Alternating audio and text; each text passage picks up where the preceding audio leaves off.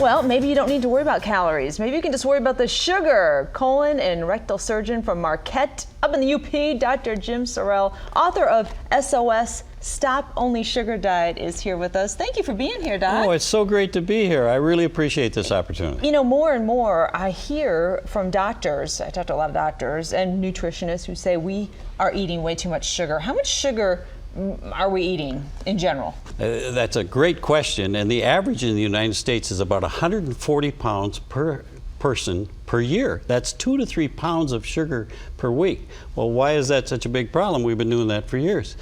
Every gram of sugar that we consume, if it's not used for instant energy, gets put in the sugar warehouse, and the sugar warehouse is body fat.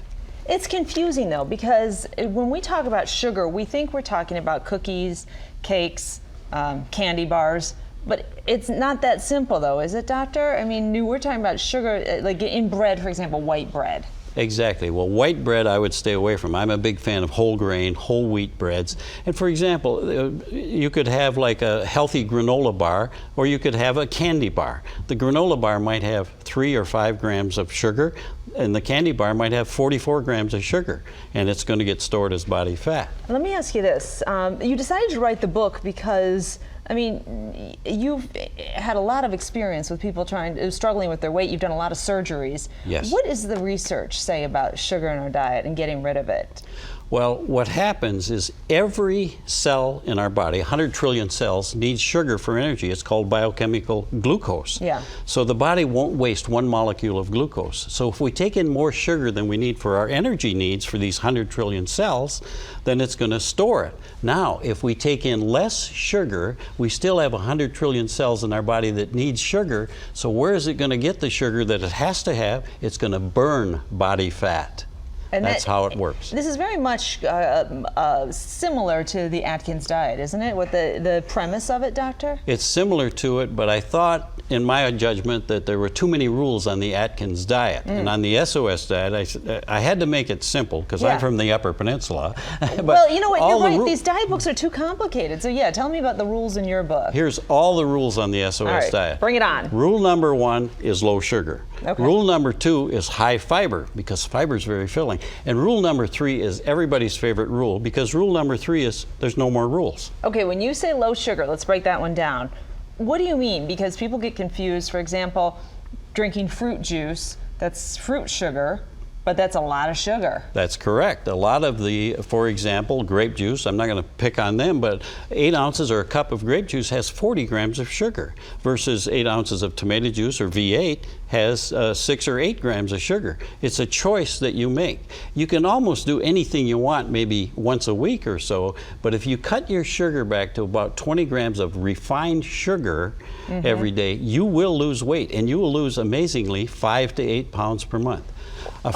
What about, so here we have get rid of sugar candy, get rid of desserts, get rid of white, I summed it up with white foods. We talk about white bread, white rice, white pasta, and carrots. We can't eat carrots. Carrots are high in sugar once a week, but don't eat them as a snack. We could always tell somebody at work was on a diet because they came with a bag of carrots. Right. 432 carrots, they were gone by noon. Yeah. The other thing where it really gets a lot of sugar is with the regular soda pops. For example, a friend of mine works at the hospital. He says, Doc, I got to lose some weight. I said, well, get the sugar out of your diet. And he was drinking 3 regular pops a day.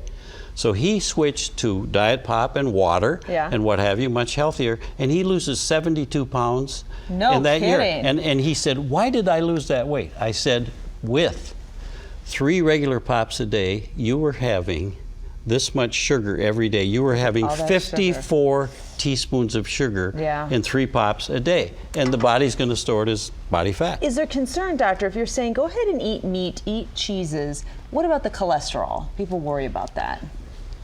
The latest research, and I stay close to this, is that the cholesterol is elevated because of sugar. We're getting away from low-fat diets, and in fact, low-fat means high sugar because they take the fat out, they put sugar in it, because sugar causes high insulin levels. Insulin tells the liver to manufacture more cholesterol because we can't live without cholesterol. Cholesterol is not necessarily a bad guy unless it's elevated in the subgroups of it. And what sugar does is it elevates cholesterol, and low sugar really lowers your cholesterol. Wow. All right, doctor. Well, it sounds good to me. It's nice and simple. The key is figuring out how to satiate that sugar, that sweet tooth. But you say you can have a little sugar-free treat now and again, and eat. There are certain fruits that you are allowed to eat to keep you happy. Absolutely. And what I tell folks, you really want to get started on this, is just read chapter 4. It's 11 pages. It's the essentials of the diet. If you want to get some snacks, then read 5 pages in chapter 14, and it just says how to satisfy your sweet tooth without the sugar. Right. All right. Thanks, Doc. It's really interesting. Where do you get the book? You can get it on Amazon.com, or my website is SOSDietBook.com. Either way, and it's also available as a Kindle book. Very nice. All right. Thank you. Thank you for coming down from the UP.